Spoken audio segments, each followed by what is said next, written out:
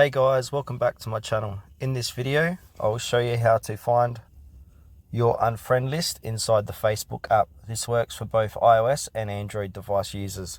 Please make sure to watch this video to the very end so you don't miss out on any crucial parts. In saying that, let's begin.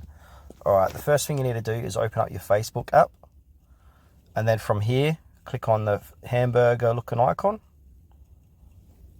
And then what you need to do now is scroll all the way down and click into settings and privacy. And then you want to click onto settings. And then scroll down and look for activity. And where it says activity log, click into that. And then on this page, scroll down a little bit and then click onto connections. And then from here, click on manage friends. And where it says filters, tap onto that.